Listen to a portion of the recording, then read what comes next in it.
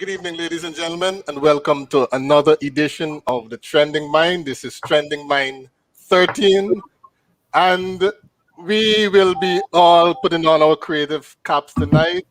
We'll be taking social media, cell phones, Facebooks, Twitter, etc., into the 70s and 80s. So we've got a very lively panel. All right. So we'll be back with you shortly. Please remember to like and share the broadcast. We'll be back.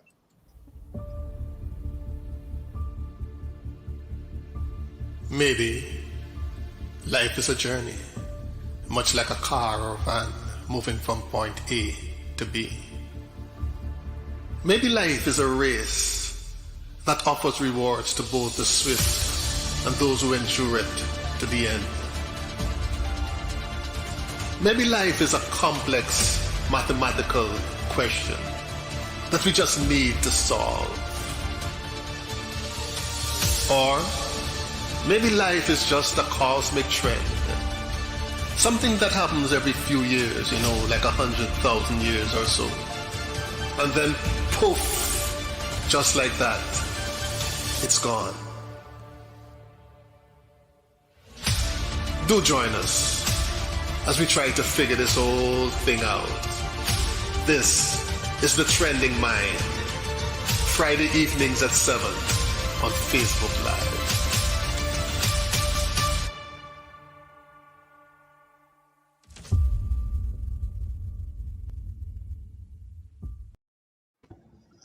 All right, we're back. We have a new face on the panel tonight. So Jackie, please, can you go ahead and introduce yourself? Hi everyone, I am Jacqueline Smart. I happen to have gone to Bishop's High School with our host, and I know a bunch of people on our panel. So thank you for inviting me, and I'm quite certain we'll be having a wonderful discussion this evening. Okay, great. We like to toss around a little old proverb or so, Jackie, at the start, for us to reflect on our own lives and see, did it really have any relevance in our experience. Mm-hmm. So the thought for today is absence makes the heart grow fonder. Have you found that to be the case in your life, Jackie? Well, it depends. Some people out of sight, out of mind, but it depends on the person, and the relationship that you have with that person. In that instance, in those instances, then you sort of feel a little warm and fuzzy when you see them, and it's, oh my God, yes. And then other people who been getting on your nerves for quite a while, then that is not the case. No. How about you, Michelle? I'm saying I have a partner here tonight because, yes, I agree 100%, Somebody who is useful and beneficial, somebody who is contributing, somebody who is at the present time actively part of your heart, of course, at that time, but they can quickly turn and become out of sight, out of mind too. It just depends on the time and the space and whatever's happening. But yeah, I agree. It varies. Mm-hmm. But Renita, is it do we actually grow fonder? Do we actually grow more in love? Would you say? Like the prior panels, it all depends on the relationship that you had with the person. Absence makes the heart grow fonder, or absence make the heart wander. So it all depends on the relationship that you have with the person. If you had a toxic relationship, you don't even miss that person. You actually thank God that, they're no longer in your space. But if you had a loving relationship, yes, you will miss that person. So like Jackie and Michelle said, it all depends on the relationship that you had with the party that is absent. Exactly. Jillian, have you ever found that you seem to be really missing this person, and then when the person actually shows up or returns, you're like, oh, that. What was I thinking? When I hear this proverb, absence make the heart grow fonder, it took me back to common entrance days. Remember the student's companion? And we had to learn the proverbs and the meaning. And this is one proverb I remember the meaning. Absence make the heart grow fonder, meaning people have kind of feelings towards those who are absent. Is that true? As the other panelists say, yes, sometimes depends on the person who is absent. You long to see them, depend on the relationship. And then some other people, like, what the was I thinking? Why was I feeling this way or happy to see this person and now you see this person? I think you should disappear again. But some people, it's good to see them, all depends on the relationship. As we need to say, absence make the heart grow fonder, or absence make you wonder. All right, thank you. All right, we'll be moving on shortly to the topic of the night. Please remember to share the broadcast. We'll be back with you shortly.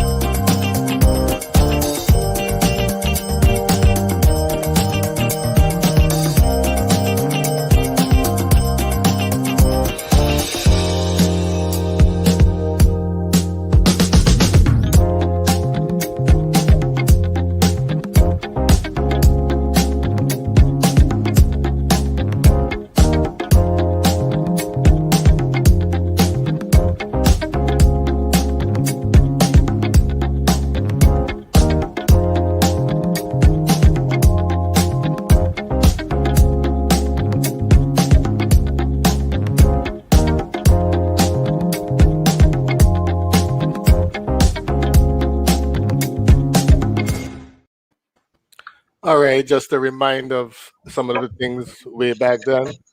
All right, what we want to do, hopefully by the end of the evening, is figure out what may have been the 10 top trending topics of the 70s and 80s, more from like the mid 70s to to the mid to late 80s.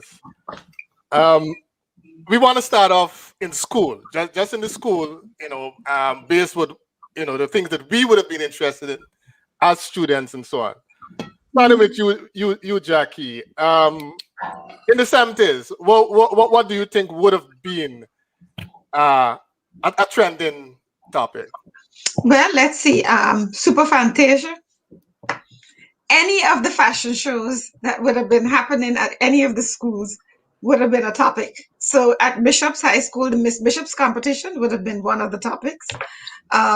Sports Day. Do you want me to just give one or give you more than one? No, you could go on. Sports Day, because of course everybody can be cut in school to go to whoever sports that they have friends. So I know we used to be heading over to the Roses Sports. We used to go over to QC Sports.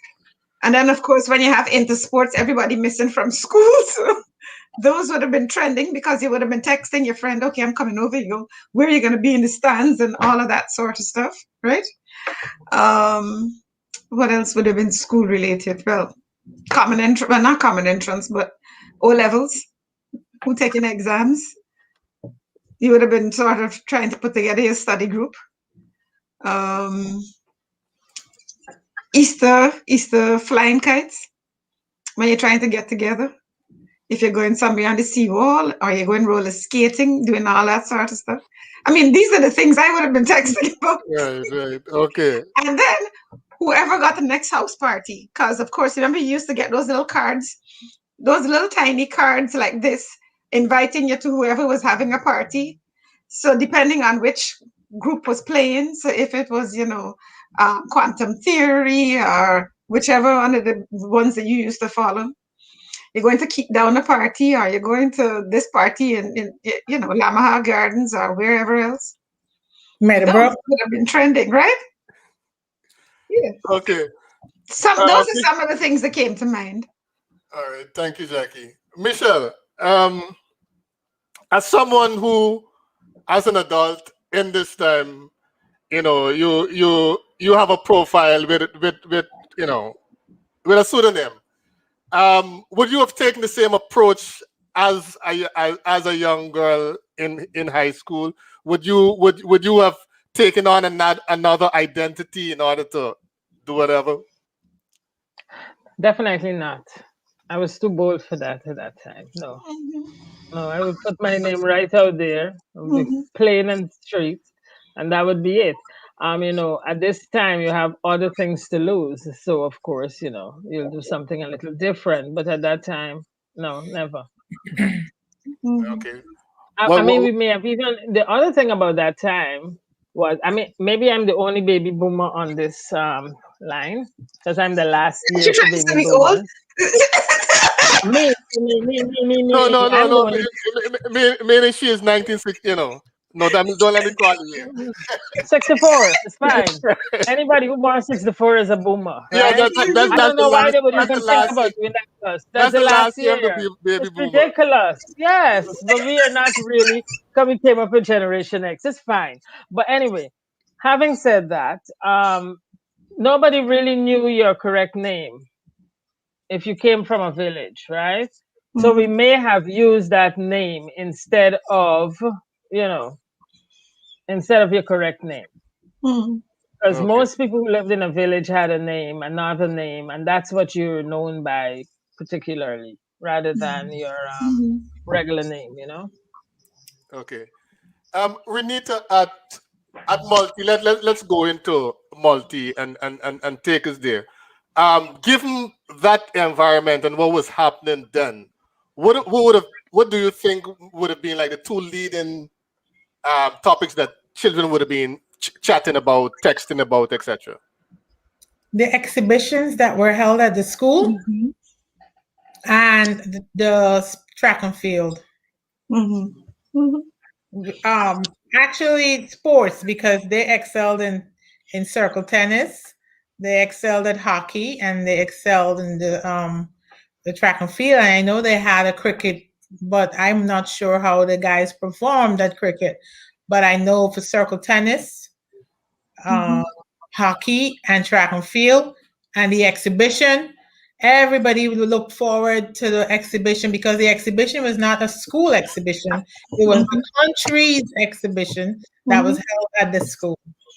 So that would have been, and it was, and I remember, going on a Saturday night because it was our school feeling proud that everybody from all over is coming to our school, and it was transformed into this big exhibition place with all these booths and things. As a 12-year-old and 13-year-old, you are in awe because you know I've never we never that was my first introduction to an exhibition. Mhm. So yeah, so that would have been the thing. Okay, Mhm. Jillian, the issue of shame.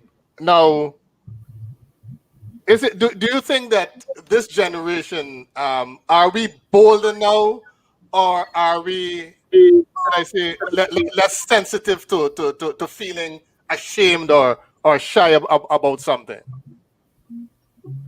Um, this generation is much bolder. They are not shy.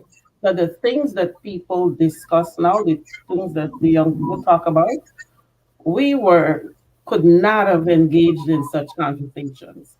There's a lot of things we were naive about a lot of stuff.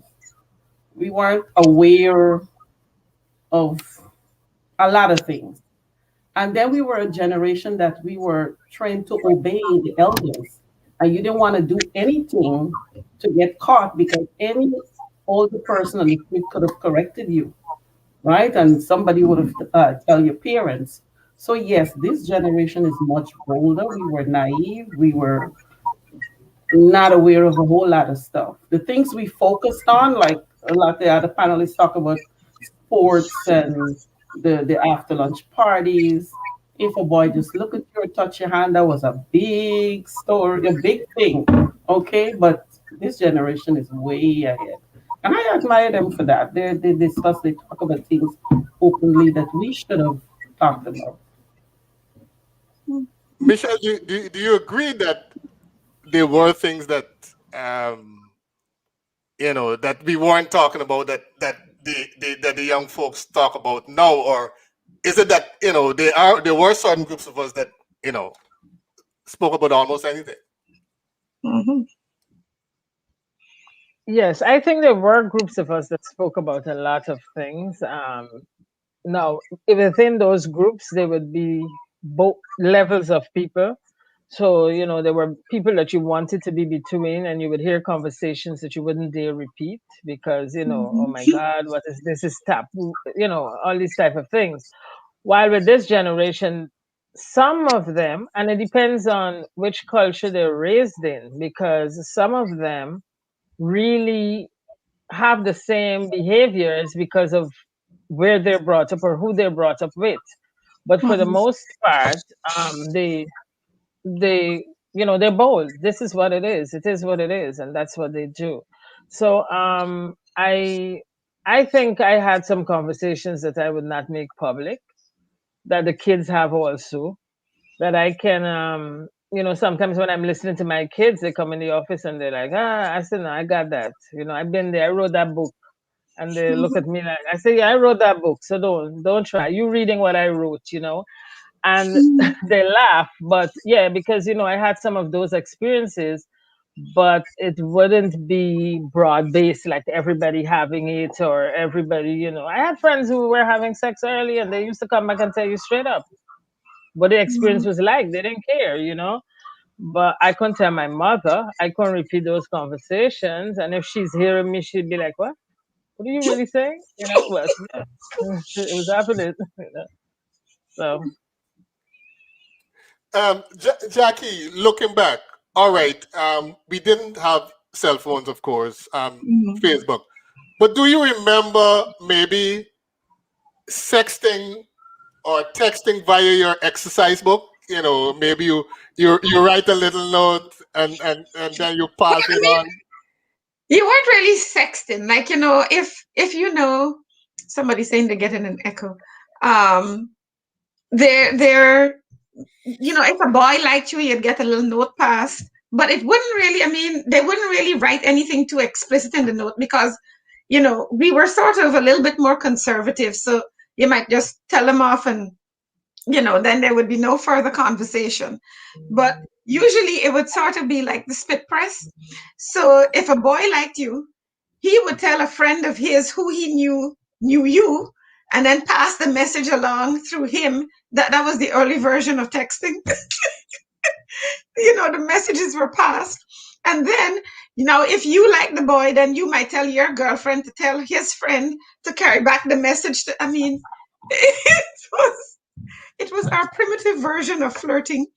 Then until, of course, you get after lunch at school or whatever it is, and he might build up the courage to come ask you for a dance. So now, if he already had the understanding that you might like him, so he might get a dance. Of course, now if he's fresh, then of course you're gonna have to do, the whole you want, our girls were really strong with this one hand because especially if you're dancing close and the boy trying to get a little, you had the one hand on his shoulder and then of course your butt was stuck all the way out behind it because the two parts ain't getting too close, especially if you kind of just you ain't sure if you like him that much to get a little rent-a-tile-ish. But yeah, that was usually the mode of conversation. His friend would tell my friend who would tell me. Isn't that somebody else's experience? Well, I guess that thing you're talking about that one hand out there while you're dancing and the hips way back. I figured that there would have been a lot of photos of that being taken and then uploaded to That's Facebook, it. If it was right? not, yes. And then they would have had the photos of whoever was next to the post. And Right. then the story would have been talking about you see when was next to Um, yes. Michelle, considering the time and where the direction of most of our headmasters, headmistresses, and so on. I've I was talking to someone and I've heard that in some classes the kids, going there with their cell phones, and they would actually, I have actually heard that they would actually stand up and say, teacher, I got to take this call. Now, in our time, Facebook is on, cell phones is on. How do you think our head teachers and their staff would have addressed that whole culture, the whole culture of social media? So first, let me say, I don't know where that person is teaching, but in my 20 years of experience here, and no kid standing in my class and tell me they got to take no call. It hasn't happened, and I know that it will happen. But let's just pretend that it would happen now, and how the head teachers back then would have reacted. We had this thing called bench, I don't know how many people got 6 lashes. And you got to turn over and get those lashes. Nobody would have tolerated that kind of thing. No, absolutely no one. And your parents wouldn't have tolerated either.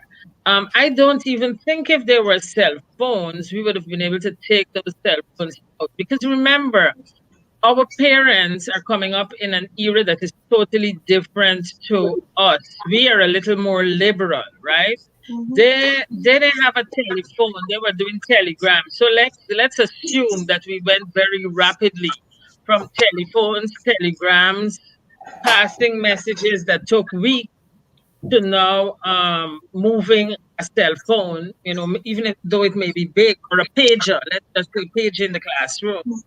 And parents would not have allowed you to go to school with it. They would have taken it. So if you stood up with it, I think you got some lashes, and then a complaint to your parents, and the usual demerits and all these type of things that they had attached to it. And I don't know back then. I think we would have taped a teacher, because I think we were more, forgive me for saying this, but we're more deceptive in that we would hide and tape, hide and record, hide and do stuff, and then have it for later times. Maybe if a teacher complained to my parent that they didn't insult me, but they did, I take a little recording so I have it to share with my friends, or the little auntie who is going to go back and tell my mother that she was wrong in accusing me because I have evidence, because I can't face my mother with the evidence, that kind of thing. But I don't think we would have been able to take it. Also, I think they would. I mean, you held your teachers in a higher regard. So the fact of doing something, I mean, you stood up when they came into the classroom. You didn't. You weren't disrespectful to your teachers. So I don't imagine that we would have had the nerve to even bring a cell phone into class one, and have to videotape a teacher. I don't think we would have. I mean, what do you think, Rennie? Well, we saw our teachers as extensions of our home. Remember? So you didn't dare have the teacher call your parents. Those were no-nos. So to me, in our time, it truly was like still the village. The village operated still. Not only your teachers, your neighbors, everybody could have corrected you. Or those were our cell phones. Those were the early versions of cell phones and text messaging and stuff like that. Those people were very skilled, because by the time you got home, your parents knew what you did. Where Exactly. you were, who you were with. So they did not need cell phones. They had their own methods. And exaggerated. Exactly. And spiced up too. They weren't all honest. But I want to ask you guys something. Did you have it in mind? Every teacher that walked in that room, I know we had to stand up. But were there some teachers that you really wanted to say, like, not today for you? But we wouldn't dare do it, because I mean it remains a thought in your head. I mean, I personally taught a lot of stuff these kids say, right? But I wouldn't dare say it. Okay, Nobody would have, not even my friend. I did something once that I don't know. Should I say this on this live? I had I'm not going to call his name, but he had a way of speaking. And when he spoke, you would have definitely caught COVID, because when he spoke, everything kept spraying and spraying. And I had to sit at the front of the class because I was one of those talkative students, right? So, and I used to tell him, "Sir, it's catching me." And every day I endure. So one day I opened an umbrella while he was sleeping. Nevertheless, I was subsequently marched to the headmaster, and the teacher was so upset he couldn't even get his words out. He was saying, "I can't deal with Jewsbury." First of all, I was never Renita. I was just Jewsbury. I never had a first name in school. She's opened the umbrella in the class. So the headmaster, I guess they're aware of the teacher, his habit of when he speak, what happens. So the headmaster is trying not to smile, right?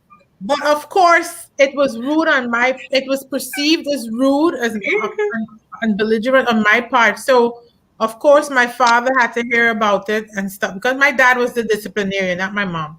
My dad had to hear about it, but then my dad, he was like, "You can't do that in the classroom." I understand. But I said, "But Dad, he was spitting on me all the time." He said, there's a time and place. Ask them to move your seat or something, But I know they were all snickering. Because I am very solution oriented, and I found what I thought was a solution. So that was the one thing that I've done in high school that, looking back, I think was horrible. But I tried to solve my own problem because nobody would listen to me. So you must say that would have been in high school. That would have been a viral moment, right? That would have gone viral. That would have definitely. I remember that. I know the teachers you're talking about. I remember that incident. That was a big snickering, whispering. And I would have loved, and everybody at the back of the class thinking, "Oh, good, you're right." Yeah. At St. Rose's, we used to do something that I think was equal. And Renita, I don't know if you remember. Teachers' Day? We had Teachers' Day. Teachers' Day. And that would have definitely gone viral, because to today, I remember like Tooth Saran. And so the man's name was Ram Saran. But based on his physical definition, we call him Tooth Saran. And we would present these certificates to the teachers with the names that we call them usually, right? Yeah. And I think that would have been viral. Yeah, that was bad. Even presenting the teacher that we knew gossiped a lot about people, and we felt that she took the news about the revolution with Walter Rodney and so on. We had given her 33 pieces of silver, lucid down in front of her. And, reading of Marx was bad, but Teachers' Day was bad at St. Rose. Yes. So, it was an opportunity. Yeah. It was an opportunity. I remember, thinking back, that was mean. Oh my gosh. We had a teacher that was heavy, and we started singing, "She's once, twice, three times a lady." I remember that. That wasn't nice. Oh my gosh, that wasn't nice at all. I wanted to bring Teachers' Day here. I wanted my kids to do it, but people here take everything personal. So that wasn't nice. No, now that I'm looking back, oh my God, we were horrible. We had a teacher. But you know what we did the other day? You know what we did the other day? We had the kids create emojis of the teacher and how they felt. And you should see the things they did, like the teacher before the coffee and the teacher after the coffee, the teacher in the morning when she don't have the coffee, teacher. If you see these, it's nice. And we all had a good laugh. It was really nice. Oh, that's nice. We had this teacher who used to teach mathematics who was sort of a little nervous. So he used to kind of walk, and he was our form teacher. He used to walk with a little kind of a chip. So when we were supposed to sing the national anthem, or rather the pledge, when we were supposed to do the pledge, we used to say the pledge. We made up a pledge about him. So we pledged ourselves to honor always his underwear, and we would say all sorts of different things out loud when he was in the classroom. And I mean, it was terrible. And he was just offended, and he flew down and he went to go get Mr. Dash, and he came back. And then when Mr. Dash came in, Mr. Dash said, say the pledge. Pledge myself to honor always the flag of Guyana. That's not what they were saying before. Everybody looking all innocent, and he was looking like crazy teacher. I mean, we did so many things to this poor man. Yeah, like when we used to sing onward, upward, Mary had a goat. There, our music teacher was Claire, and we used to sing Clary was a goat, and day by day she mated with a stoat, till at length she made a stoaty goat, and Miss Clary had to run behind. Yeah. we were horrible. Miss, But you know, as a headmistress now, I mean, listening to this, and considering, you know, the many teen movies that, you know, you would sometimes see, like the Mean Girls and thing, is it a part of growing up that teenagers tend to be very cruel? I think so. I mean, it's like you're testing the boundaries. It's sort of like you want to see how far you can push them without getting into trouble. And you know, to see how till the teacher sort of say, hey, you know. But you know, we did that. Thinking back, we never thought that deeply. We never knew the lasting effect or the impact psychologically some of the things we did would have on people. I know that because I remember I wasn't. Now I'm thinking back. Oh my God, I was not a nice kid at sometimes. I would hide. Some of the kids had what we call a big head. I guess that's why mine ended up being big now. Back, I used to hide behind the post and say "Mooney" and all kinds of stuff. Oh my goodness, thinking back. But you know, it wasn't done from spite or maliciousness. It was done for fun. No, we thought it was right. We thought it was fun. But the kids who we did it to didn't think it was fun. And we didn't realize that until later on as an adult, when you think about what it is that you used to do. Exactly. Yeah. Michelle, what's your thought? You're muted. Yeah, I wasn't that good either.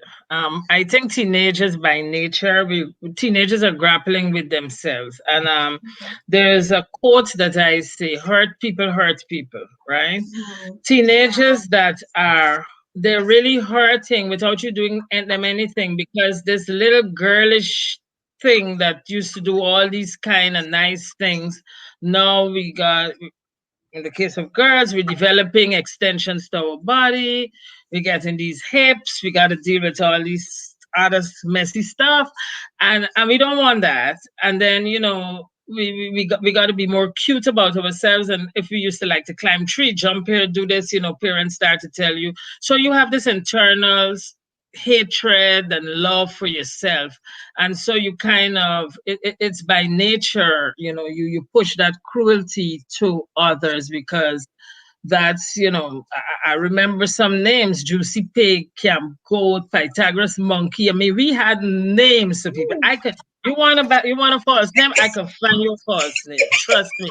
We have so many that I mean, coming through the years, and I'm thinking about all the things that, you know, I did, like tie people's hair to the bench when you don't like them. You know, we did. I did my share. You know, and thinking back, I still think it was funny. Yeah, and I can justify that they had upset me when I did it. You know, they really did upset me. There was a reason behind me doing it. I didn't just do it because I was crazy. They were doing things to me too, you know. So, but it's not something to be proud of or something. You know, I tell my kids, you know, try to avoid doing those things to people, because some people may remember me for that, because that's what that's the hurt they felt. And you don't forget how people made you feel, you know? Yes. So You may not remember what they said, but you will never forget how they made you feel. But exactly. like I said, I don't think it was done out of being cruel. Well, for me, it wasn't done out of being, it was just being, I was a tomboy and I Mhm. was just a prankster, and it was just fun for me. It wasn't, I remember in primary school when we stand up to say prayers, we used to pull the bench away. So when everybody sat down, everybody was on the floor. But now I'm thinking back, people could have had people could have hurt themselves. But at the moment, at 10 years old, 11 years, you're not thinking about those things, you know? We So weren't fat either. So the weight would have been less to fall on. It would have been okay. It would have been okay. We were like twigs, yeah. real twigs. And When you I look remember, back at those pictures, we were twigs and we were still saying we were fat. yeah. Yeah. You remember some of the uniforms? You would bore a hole in the paper, and then you would pull the uniform through and make like a tail. You remember that? Okay, I never did that one. We used to run down the hallway, two people holding hands and run behind people and trip them up. And we thought that was funny as heck. And of course, those people did not think it was funny. I know. And almost every single teacher had a name that was not theirs. Yeah, of course. Especially the principals. You know, all the principals had different names, and Tubunki and all them. You know, it was like ours was Casavajo and all kinds of stuff. Ridiculous. I don't remember. I mean, but Dash really did. We didn't really have. I mean, a nickname for him. Nor did you have a nickname for Ojon? Gordon? I don't remember us having a note. We didn't have an actual nickname. No. We just Y'all were the we Bishop had High the teachers had nicknames. Yeah, we had a Y'all teacher. were the Bishop High School. Yeah, we had a So teacher. the We used to Bishop call High Jim School Jones. couldn't do that. Right. No, we had a teacher. No, St. Roses was called Tabunki. Tabunki, I know. Our headmaster, we had a teacher, we used to call him Jim Jones after we found out about Jim Jones, right? Actually, it's the same person that I opened the umbrella. He went to the headmaster and said, "They're calling me Jim Jones." The headmaster said, "What do you want me to do? They're calling me Cassava Joe." I was like, and I was in the office. I was like, wow. Oh my goodness. We had Perhaps, who was a geography teacher. We had who else? We had Toes, English teacher. Because he had some really long toes, he used to hang over his sandals. We had who else we had? We had I mean, we came up with some names for some people. Oh my goodness. Yeah, and then Miss Wilberg had a name. Yeah, I know, but see, I never really had Miss Wilberg as a teacher. Caroline could, if Caroline was here, she could tell me the name of the nickname they had for Miss Wilberg. Because she used to beat people a lot, so she had a nickname somewhere along that line. Having a name, because she would have beat it out to you. So I don't think we were bold enough to give her a name. They don't always hear the name, man. We had Spyro Gyra. Yeah. We remember Spyro Gyra? Spyro Gyra on my Facebook now, saying so who it is. We had 6 teeth. Somebody was just saying there was a headmaster named Cow Teeth. Yeah. Mouse Man, 6 teeth. Oh my God. Oh, we had Pinhead. Sexy Belly. Jelly Belly, yeah. Pinhead was our gym teacher, right? Yes, girl. These people still around. We can't, you know. We can't put the right name next to the false name. Because some of them, I don't think they knew their names, right? I think false name is the talk name culture in Guyana. Yeah. And I think it is done sometimes to get news around the place about people, you know, so people don't necessarily know who you're talking about. Maybe if it gets back, the individual may know their name, but a lot of times when you call their names, people don't really know, you know, exactly who you're talking about if you want to pass the code. Oh, Miss Barbino, leave Miss Barbino Williams alone. Somebody tell Francie has work to do. Verbena, Francie has work to do. I think they used to call her Verbena. Yeah. Conjugate your verbs. Did you conjugate those verbs? Yeah. I know she Verbena. didn't teach a certain person right now too. Yeah, But that you person see, would have now, known now pronoun Karen, and preposition and everything. can you So they imagine? were good. All right, They were good. They will make those mistakes. Jackie. Yeah. We talking about the teachers and the principals and so on, right? But looking back, can you think of a teacher that would have, I mean, cherished being on social media?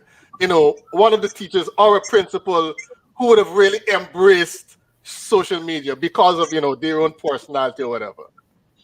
But not principal, because I could not imagine Miss Ojan or Mr. Dash on social media. Teachers, Mr. Allen, I think, who went to Roses from Bishops to teach agriculture. I could see him being on social media. Who else? Which one? Well, Miss Thomas, since she used to like to interact a lot with parents about students, she might have been on social media. Who else? I think some of the younger teachers, maybe, but I really can't. Miss Edwards, who used to teach math, maybe, only because I know she was on Facebook at one point. So, but to have the conversations going, maybe Miss Doe Harris,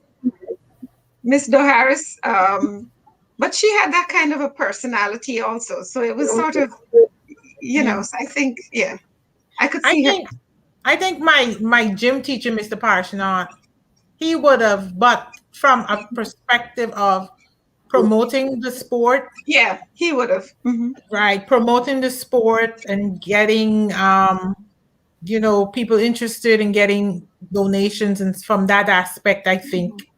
And Because he came over to Bishops. He was phenomenal. Yeah, he would have definitely. Yeah. after Mr. I kind of agree with you. Mr. Mr. Allen. There's Miss Helliger. She was our gym teacher. She's very instrumental and they're very motivational people. So I think they would use that medium to motivate and push people. Yeah. I agree with you. I agree with you, Jackie, on Mr. Allen. I really think Mr. Allen would have been a star of social media. I also think Mr. McGowan, my primary school principal, I think he was a visionary, and because of that, he would have utilized social media to build his school, push his school, and to demonstrate the things that he was doing, because he was that kind of person. You know, anybody to me who liked to post and talk about what they do and so would relish social media. Gillian, who would you have thought of? Okay, so we had a dance teacher, Miss Stewart. She taught dance and English, right, Renita? She taught English as well. Yes. I could have seen on social media as one of the influencers. She was always well dressed, well put together. She spoke well, and I would have, if she was on social media now back then, how she was, she would have had a whole lot of followers, like the Kardashians or one of those, just because of how she looked and how she spoke and how she carried herself. Actually, also Miss Jeffrey, when you said that about the way the person dressed, Miss Jeffrey, because Miss Jeffrey was an opera singer, and Miss Jeffrey used to have like the Diana Ross hairdo. So I think Miss Jeffrey would definitely have been on social media. Michelle, as a headmistress, back, using your own experience now to gauge it, how do you think a principal of that time could have best used social media, given the time that we were living in?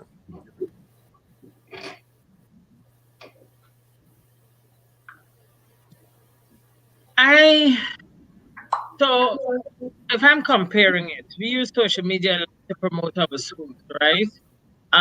Most principals back then didn't have a lot of private schools, so there was no real need to promote the school. They may have seek bragging rights for things like school sports, things like debate competitions, things like different type of fashion show, different type of competitions that you would have. They may want to showcase the talent that their school is producing, but I don't see them using it the way we use it now, because we are responsible for recruitment. What do you think, Jackie? Jackie, Because I was going to Jackie. Yeah, as a teacher, how being a I teacher mean, back just then, how would like you view it? Michelle said. I mean, back then, since all the schools were under the government, I don't think you really and truly had to recruit, because your kids came in through either transferred or common entrance. But the activities of your school, so anything that they had for fundraising, so maybe the fairs, and then if you're having your Christmas concert, your elocution competition, in The addition to garden what we party. mentioned before, huh? The garden parties and stuff. Right. All of those things that you did to sort of do a little fundraising to help your school. I think those were the channels that they would use to promote the things that their students were doing. But I can't imagine them. They didn't really have to brag about it. It's like schools in Guyana already were, you got mentioned in the newspaper. So Yeah. this was individual things of your school that you wanted to brag about, that I think they would have used it for. Yeah. We're just going to take a short break. You're listening to Trending Mind. This is Trending Mind 13.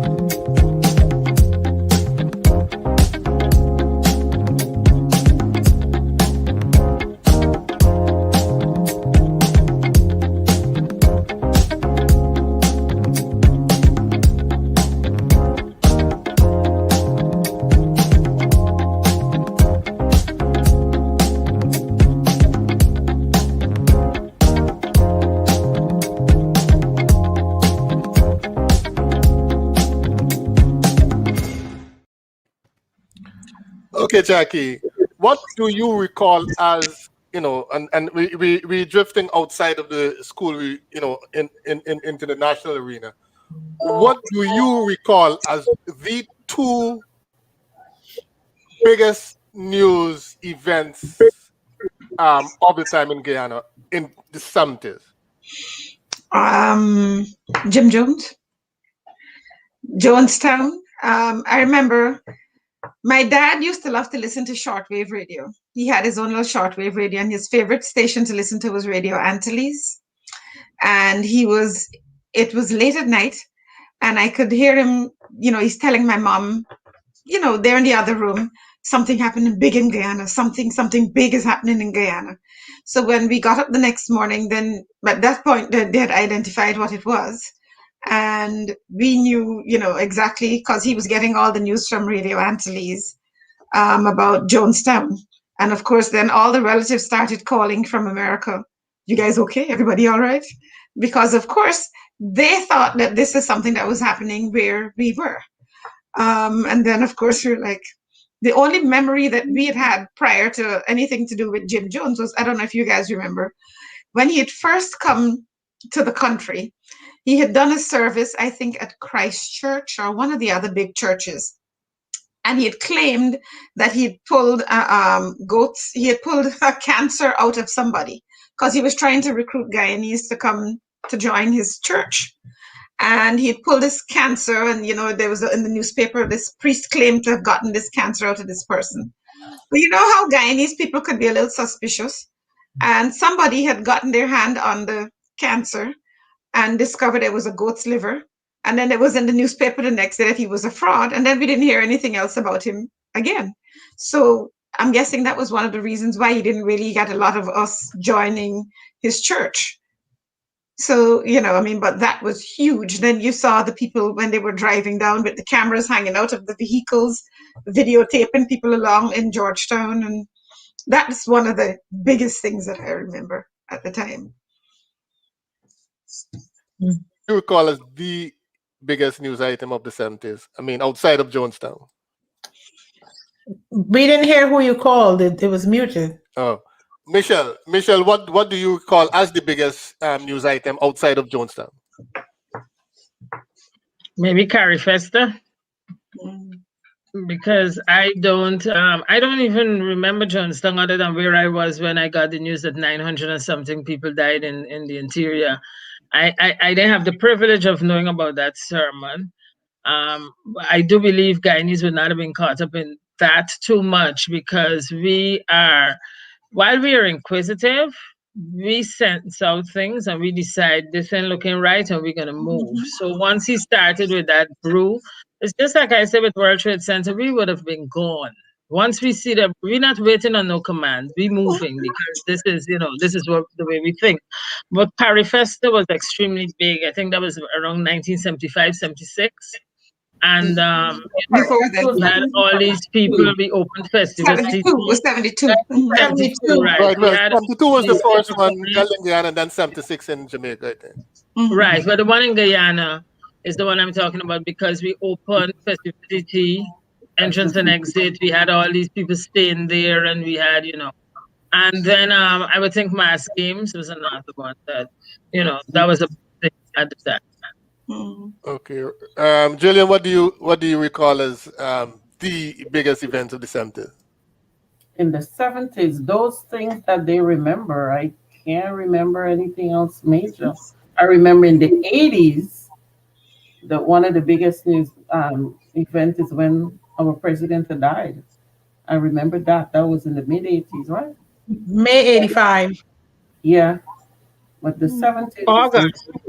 Huh? It's May or August? Well, yeah, so no, August. I mean it's 85. I can't remember. 80s. Yeah, I think it was 85, but I can't remember the month. Yeah, it's 85 definitely.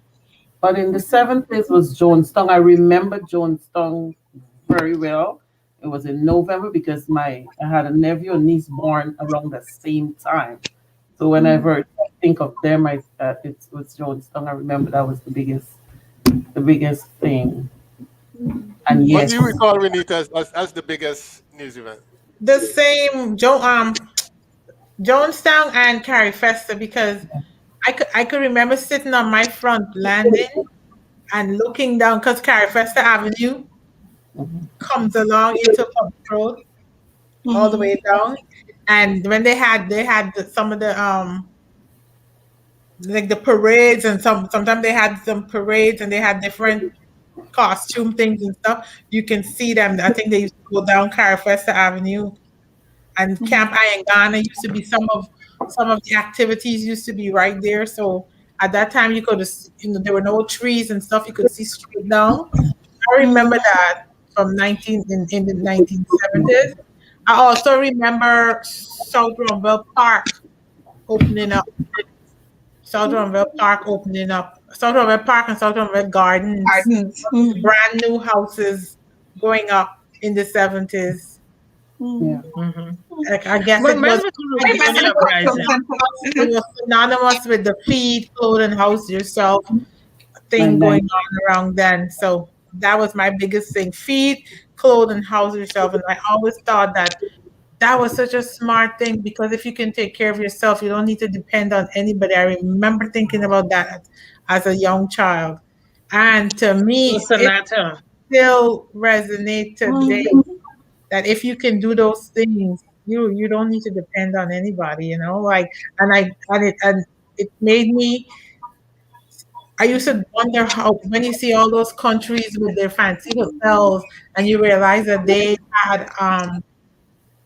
depended on tourism. We didn't have these things to depend on tourism.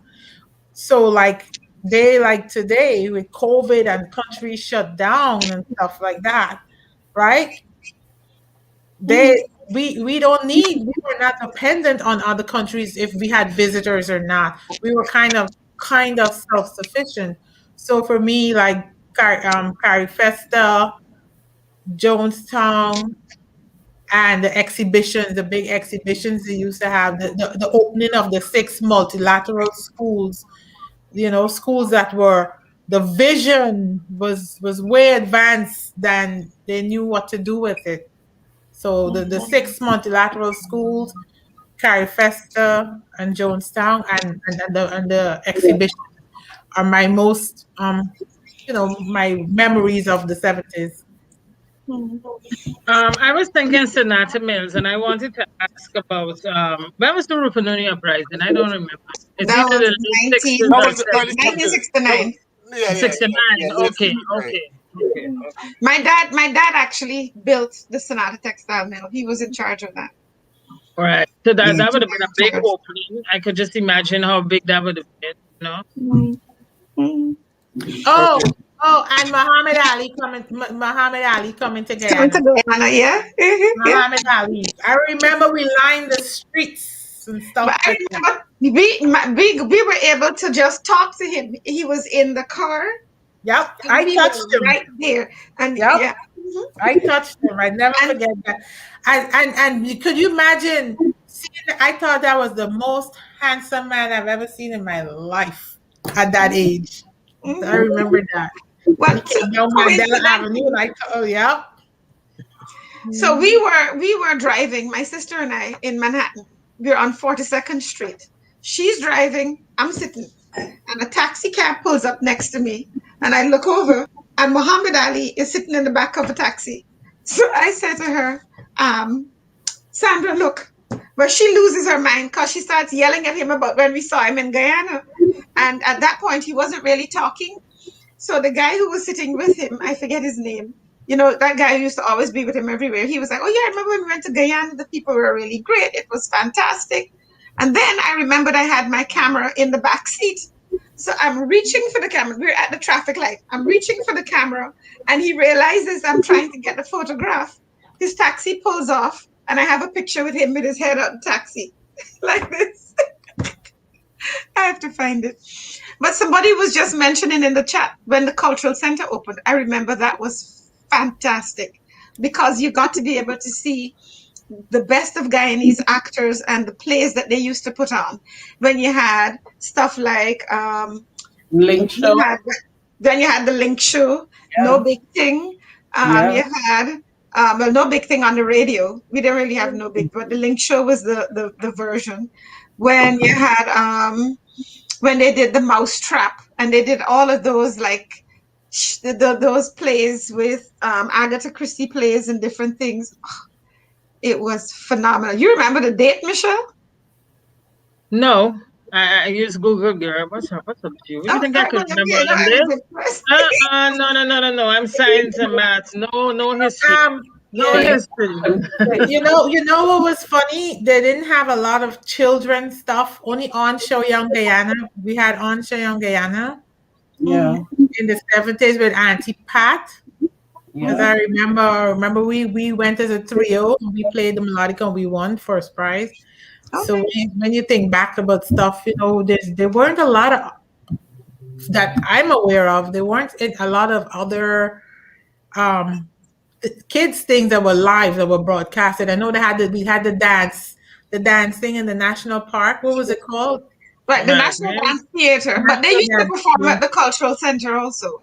Right. So that used to be fabulous to see. The National School of Dance. If you were in the School of Dance, you would dance. Yeah. But remember, we weren't to showcase. Our parents didn't want us showcase. It was taboo. You're just showing your legs and all of that. You have to cover those things up. And you run your sports and you come back and you cover up, so it's not no big set of showing off of yourself. So we played Stall Out and Rounders, and that was our somebody Sandra stuff listening broadcast the schools. Right, so that was before our time. That was in the 60s. Because I went to visit my great uncle, and I actually found the book that they used to use. So each school used to get a book that had all sorts of different things in it. And then they would broadcast to the schools, and the kids would fill up, do the information in the book. So Sandra showing her age. All Did right. we used to do debates? Did we used to do debates Yes, on the we used radio? to have debates between the schools. Yep. Yeah. Because I remember coming over to Roses, the Bishop's team was against the Roses team, and you go to the different schools and you support your school's team. And then in the schools, I mean, you had the different clubs in In the addition house. to rounders. I mean, we had the chess club, you had cricket, soccer, well, football, Mhm. netball. Remember the netball teams? Those Netball were and badminton. badminton. Yeah, we used to play badminton at QC. Mhm. Yeah, there was a whole bunch of different activities that we used to get into. Yeah. Mhm. All right. So none of you guys were cinema Turk. None of you were because okay, like one of the Of things I course. definitely Yeah. remember is Saturday Night Fever, right? Mhm. Because that was like the longest running show Sure. ever, Yeah. right? Yeah. The longest running movie had the Yeah. longest lines. Yeah. You had And to. everybody's fighting to get Right. it. Not only that, not that the was one on with the Linda best. Blair too, with the roller skates. Linda Blair. Was it Linda Blair? Oh, Yeah, it all was right. Linda Baby with the Roller. I can't remember the name of the movie, but yeah, Mhm. it was The Linda roller Baby with the roller skates. skate movie. Yeah. Mhm. Yeah. I can help you there. When I left there Remember? and I saw one movie, and that's You- Boys in the Hood. One movie that my teacher took me to see. I Oh, cannot help you there with That was We any. used to it. go to also we used to go to Starlight every Sunday. Starlight driving. That was Metro. the thing. Our car used to be jammed with people, and then you get to Starlight and you're going to walk around the whole night. I mean, sometimes you might see the movie, but you go, you're hanging out with your friends, and then you just get back to the car and time to go home. So that was every Sunday. No, we went to Metropole. Astor. When Brand. you remember when they would have blackouts or the movie would stick and everybody would call the name of the thing. In Kitty, we went to Hollywood. Mm-hmm. In Kitty, we went to Hollywood. I Yeah. remember going to Astor, Plaza, Globe, Metropole, Metropole. Mexico. Strand. those four. And yeah. Yeah. Mhm. And They had the plaza. They had the plaza, I think, on a different street. The plaza, that was Yeah, on Camp Plaza Street. was That on was Camp Camp Street. Street. Camp Street. Yeah, Camp Street. next to the library. Mm. Yeah. And no cricket lovers in the house because Yeah. you know Mhm. Yeah. 75 was the big one of the biggest events in sports, right? When West Indies won the first Clive World Cup. Lloyd. They won the first Who was World Cup. it? Was it Clive Lloyd or Yeah. Clive Clive Lloyd was Clive leading the Lloyd? team then. Yeah. Mhm. And then they repeated it in 4 years later in 99. You know what I loved when you're home on the Saturdays and they're playing a one-day match and the whole neighborhood is like you could hear everybody radio is tuned in. 6 Listen to runs the to go, 10 Mhm. runs to go, 6 balls. And oh my God, those were exciting times because we And didn't I have find it so boring now. we didn't have television. Everybody had radio. But also, you remember boxing when you used to hear boxing on the radio. Yep. You remember this time with Stanley Moore, and he was broadcasting, and I forget who was boxing, but the fight got really and truly, and then they had that song at the same time, and it was like a left, the right, the left, the right. Then he got all carried away. The Oh, government government boots, the boots. government boots. Government boots. I remember that. Yeah. And then I also remember, I don't remember who was fighting. Somebody was fighting, and the fight ended in a few seconds. So then you heard the instant replay of the fight and the instant replay of the fight. And it was a really short fight. I don't remember who was fighting. All right. On the 70s, one last thing.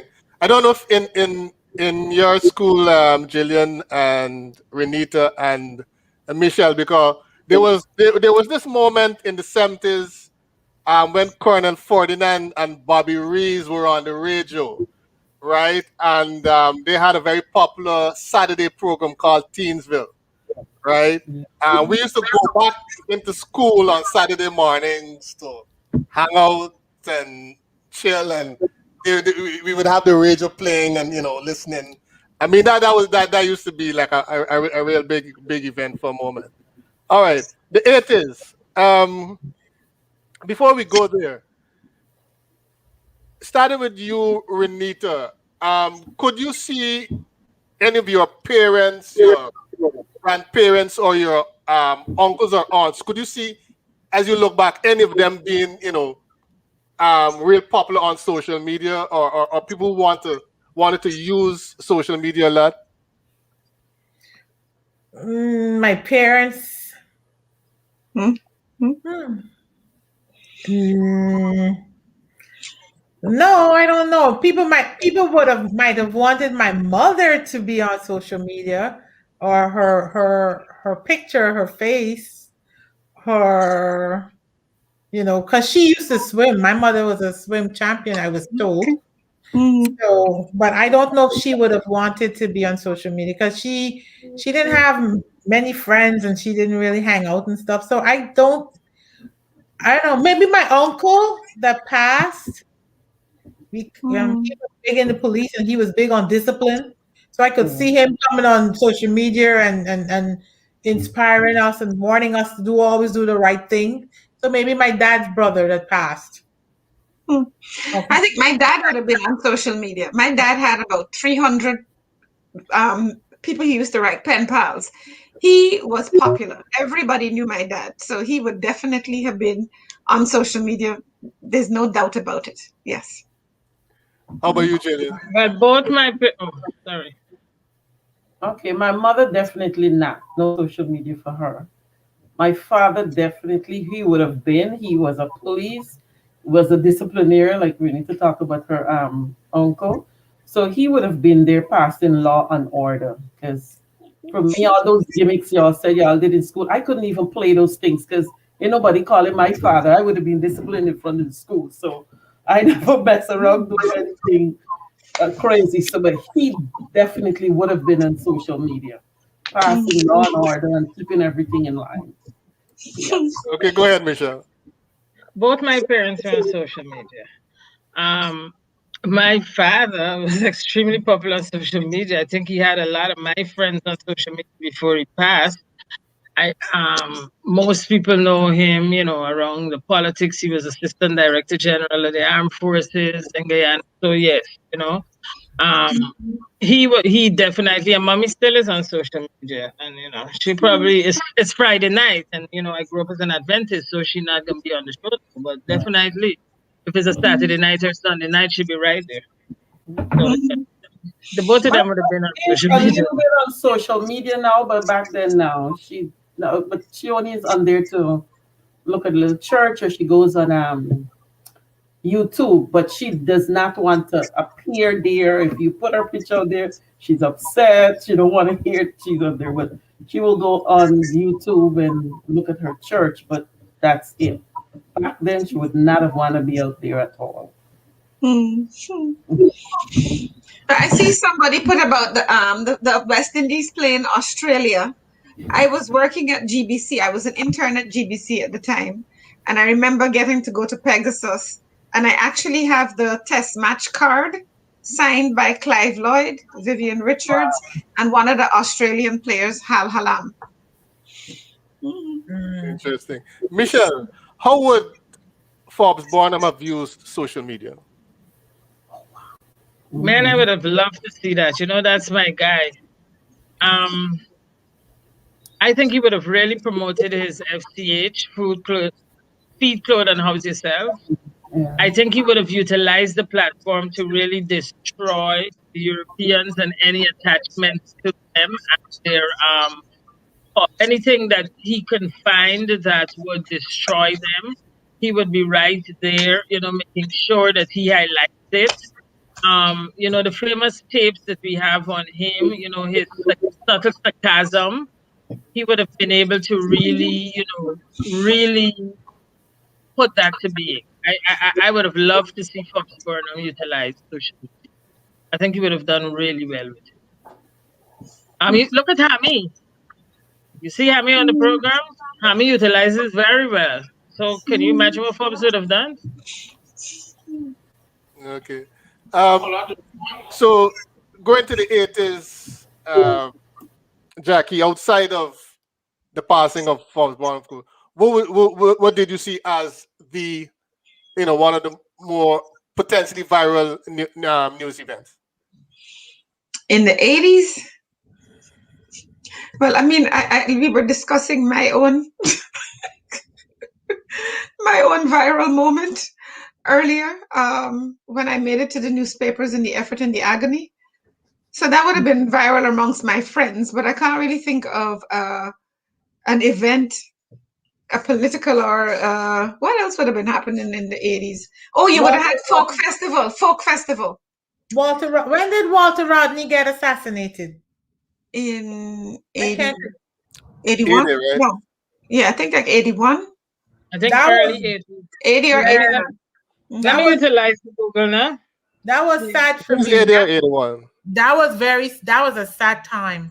Yeah. Because I thought he was so intelligent and Yeah, he was. And we were going to school with June- his kids, with his daughter. Yeah. June 13th, 1980. I don't know if he was assassinated. Well, yes, they have assassinated he here. was. So, yes. He was. June 13th, 1980.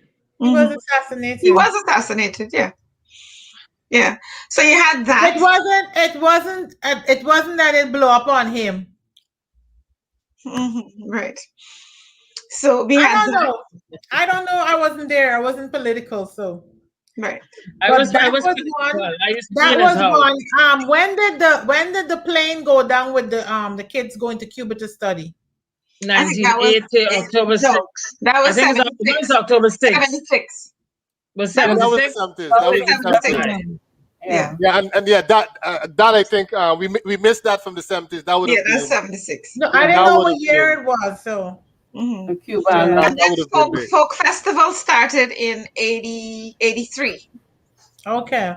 And then Shirley Field Ridley died in 83. That would have been another event. And so I was born. I'm 85. Mm-hmm. Now that's after I left to come. I left the December after. Mhm. I think those deaths would have been viral. Yeah. Yeah, folk festival. I mean, that was, and then you had like Andre Sobrian and all of those other popular people. Who, Oh, the AIDS. Talking about- AIDS virus, the AIDS, right? AIDS virus taking over at that time. Would have talking been- about popular people, who in your opinion would have been the leading social media personality in Guyana during either the 70s or 80s? Definitely Andre Sobrian. He would have been out there, I mean, big time. There was no way he would not have been a part of it. Margaret Lawrence. Margaret Lawrence, or any of the actors. You had Jasper Pascal. Edgel too. Desiree Edgel, I think, I was trying to remember her name. Desiree Ron Edgel Robinson. and Andre. I think the two of them. Pancho Carew. Pancho was Right? Pancho. Yeah. Yeah, where we had Matthew Allen and all them. lots of the radio There was personalities. this guy, the one who used to do the sports announcer. Bruiser Thomas. Bruiser Bruce Thomas. Thomas. Yes. And Red Bruiser Pereira. Thomas, because he used to talk about September. I could guarantee my name, Bruiser Thomas, is going to call me. Yep. I But in remember the- one day he said December the 2nd. I will never forget that. He meant to say December 2nd. And he was reading the news. He said December the 2nd. I was like, that was. Yeah. He was He funny. always, when he wrote, he always wrote on the this staff side. So I asked my dad, my dad is something else because he used to always tell me, learn a word a day in the meaning. Well, what is this staff? What is this staff? So go and look it up. Mhm. I'm like, well, why they call women on the this staff side? What did you find out? It means females. When he talked about sports, he would talk about the men first, and then he And then come on the this staff This side. person. Somebody just said B.L. Crombie. Yeah, yeah. you can't talk about sports commentators and And miss not out talk. B.L. Crombie. Yeah. Yeah. In the 80s, too, Guyana basketball team, both the male and the female, they were Yes. very well in the Caribbean Championships. Mhm. And Yeah, and the basketball, basketball. Yeah, I think basketball was at its height It the was 80s, definitely. Dennis, and they did well at the Caribbean Championship. So then when you had then you had the basketball players were like Hugh Lee Harry and who else? Who were some of the other basketball players? Leon, Karen Leon used Christian. Leon Karen Christian. Abrams used to play for the My women. brother, Right. Gregory Um, Wild, Robert Snowden. Gregory Wiles, that guy that died, Mm-hmm. Kitty. Oh my gosh. I know. I'm from Kitty. I know. I could see his. I could see him. He used to be there with Hugh Lee. Sharp. There was Mike Brush. Mike Brush was the No, this No, one used the to one be who there died. with Yeah, Wade. cancer. He No. used to be there with Hugh Lee. It was Hugh Lee's friend. Yeah. He's from okay. Kitty. Yeah. He used to live on William Street. I know. No, You had Queen Nigel Street. Hines. You had Yeah, Leon Nigel, yeah. Christian and them. Captain, You had Capin. Yeah. Capel. Yeah. Capel. Capel. Yeah. Capel. Yep, he died. Yeah, When they they had had the they Eagles. had my aunt Jean and Jean and Joyce Gibson. They used to play tennis, lawn tennis. We called it. Well, then you also had the table tennis people like The table tennis, they did good at that too. Squash Yeah. people, Garfield Wiltshire. Yeah, but we had a strong female basketball team. We had like Moral Chalmers and Karen Abrams and this other girl. I'm seeing her. She used to be with Patsy Russell a lot, but they had a strong team. Cathy Williams, and they had a very strong female basketball team. And which performers you think you would have been seeing? Like which musicians? I mean, what was the music? Well, the music that you used to be dancing. Which were your heroes? They mightn't have been Guyanese, but I mean, I know like when Rappers Delight came out Sugar Yeah. Hill, and the Sugar Hill Gang. Earth, Wind and Fire. Yeah. Reasons. I write a song for you. Oh, Lord. Bob Marley too. Bob Marley, yeah. Yellow Man. Yeah. Zunga zung zunga zunga zang.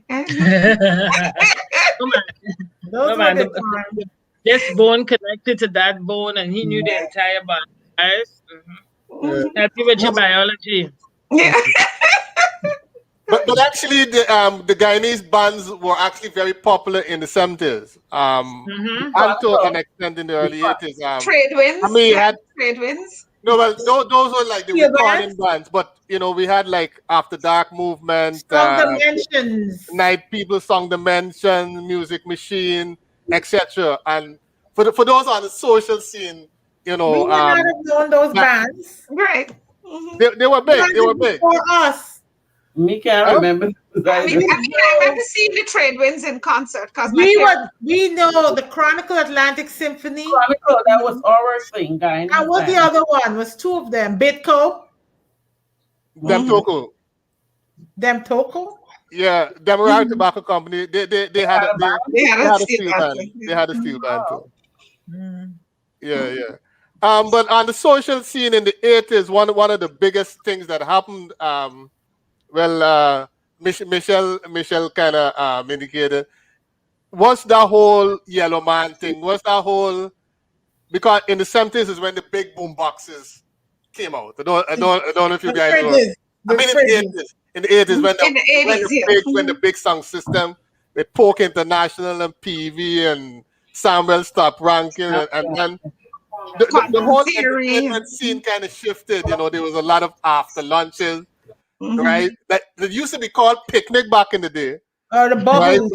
Right, but then the after lunch became, but that was a whole movement. You remember the culture, but you know what? It was my generation that started that hang in front of Ghana stores Christmas Eve night. Yeah, you we used to do that. That was good. We started that. We used to be out there. I mean, and now you know it's a big thing. It's the big hang. But we started it. The Ghana stores Christmas Eve night. And the caps came off. Yeah. That would certainly have been a viral moment for the school kids. Because you have to know where your friends were. Yep. And then, of course, the places we used to go and party, the library. Remember the library? Yeah, but the 80s, the library definitely for the 80s was the. I used to go to study there, girl. The library, and Okay, then there was on the street. Wednesday night study. You Wednesday know night what study. was viral? Nationals. When Nationals was held in Georgetown. In Linden, yep. Yeah. Georgetown National Track and Field. That would be viral. Those were something else. Yep. Mhm. When it was the 3 day, we used to go up to Linden for it. Oh, it was fabulous. Linden, we used Or to hold it. Barbies. We used to hold it in Hanover. Barbies, Linden, Georgetown, Georgetown, Essequibo, right? and Yes. Essequibo. Just those four not states. Regions. Counties. It was counties at the time. Yeah. Inter-county. It's Now 3 they're- counties though. Don't say 4. It's Demerara, Berbice, and Essequibo. But when you go Linden, it's Demerara. Georgetown is Demerara still. Yeah, Then Berbice and Essequibo. I know. It used to be fun. All right. Right. Events and then all the different things leading and then the partying. Right. Yeah. All right. All right. We're gonna start wrapping up now. I think we went down memory lane here. The closing question, as you know, Michelle, as we think of yesteryear and we look at today, would you say there's a particular kind of personality that actually thrives on social media, or is it a chance thing as to who really gets popular and who goes viral?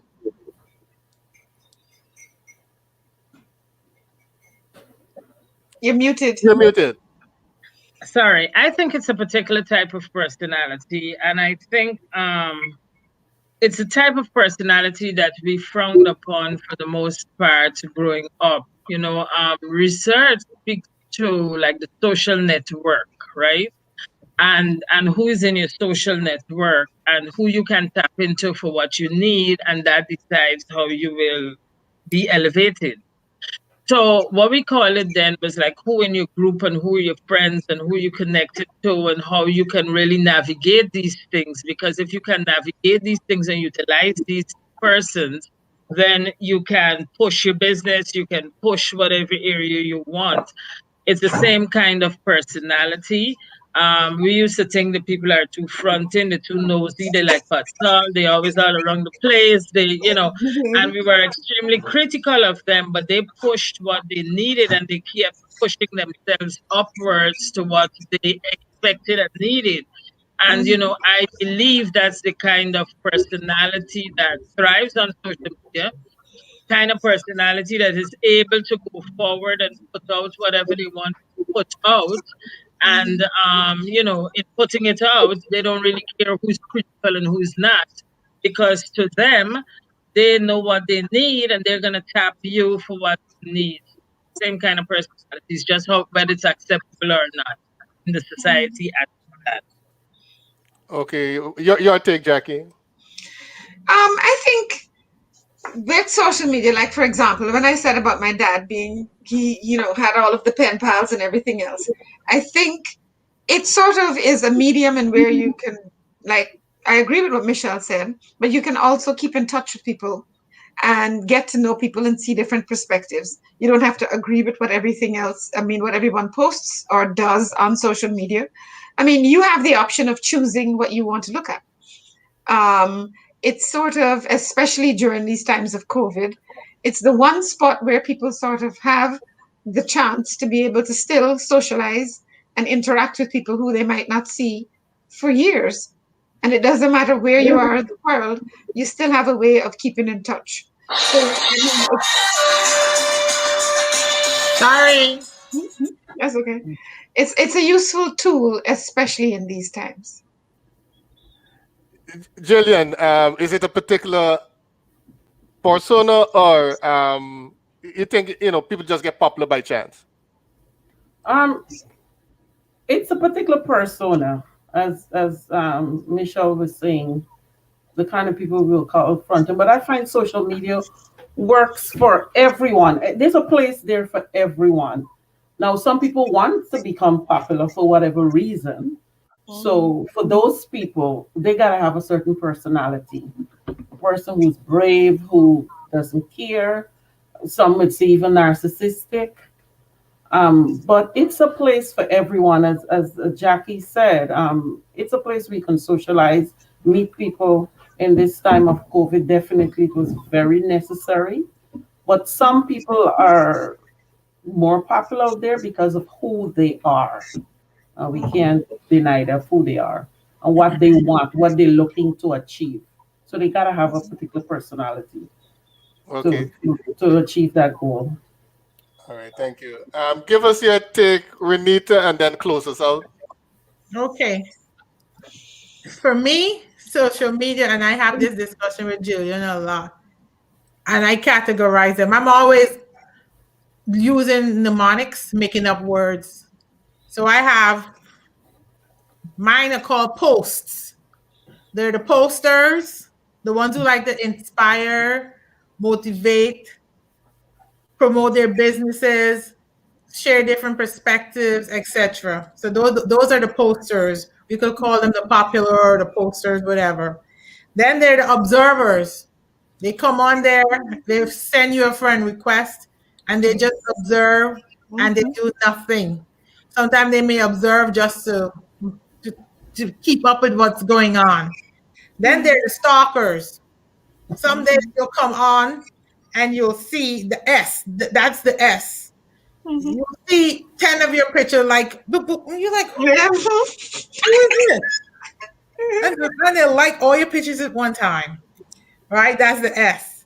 Then there's the T for the trollers. They're just trolling your page. They're trolling and they mind your business.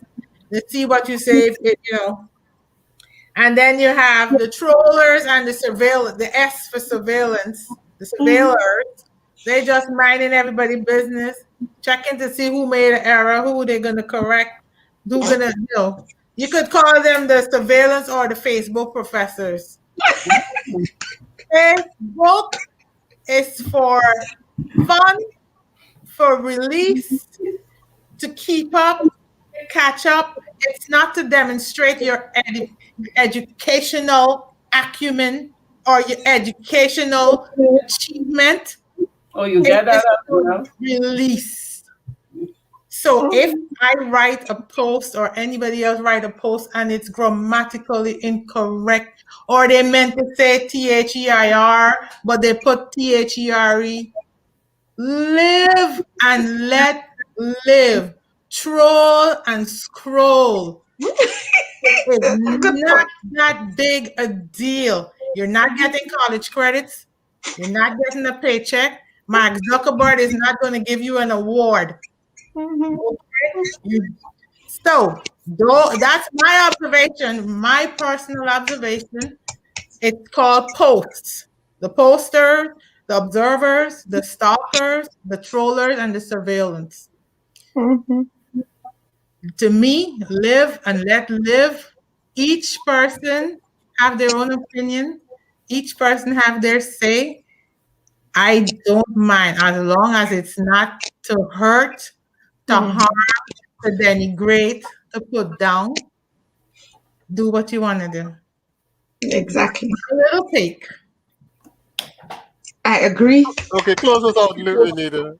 All right, Jackie, I thank you so much for coming on tonight. I asked Marcel to reach out to you because of you, I am here. From the time we did that, from the time you beat me with that mosquito coil, and we did that flashback in time. Yeah. So I would always ask you, why are you so busy? Why you can't come on? But when I saw the topic right away, it flashed to me the agony and the effort. So the effort and the agony, yeah. Yeah, so thank you so much for taking time out to join us tonight. Dr. Luard, as usual, thank you so much after, especially Monday to Friday, dealing with Zoom and dealing with people and still coming and deal with us. I appreciate you. Jillian Wiles, I know you got stuff to do, and you give us at least an hour and a half of your time. We appreciate it. Thank you. Just so you know, she would have gone viral as multi big jumper. She used to do high jump. Let me tell you a story, and then I'll go. I used to do the 100, the 200, the long jump, and the high jump. Right? because how she was born December, I was born May, so we never really jumped together. The first time I see that she gonna come and high jump with me, I stop high jump because I don't like bringing second. Once they said Jillian doing open high jump, I said, "Oh, I'm not high jumping this year." I stopped high jumping. I never like losing in track and field. So if she would have gone viral as multi high jumper, because that's how they used to call her. They never call her Jillian Wild. They call her multi high jumper. Oh, okay. And I was never Renita. I was just Jewsbury. I never had a first name. Jewsbury. You know, so thank you, Jillian. Thank you, Michelle. Thank you, Jackie. Thank you, audience, for tuning in. And Andy, thank you. You guys have a fantastic weekend. Good night. Okay, Yes, guys. Bye-bye. Bye-bye. Good night. Bye.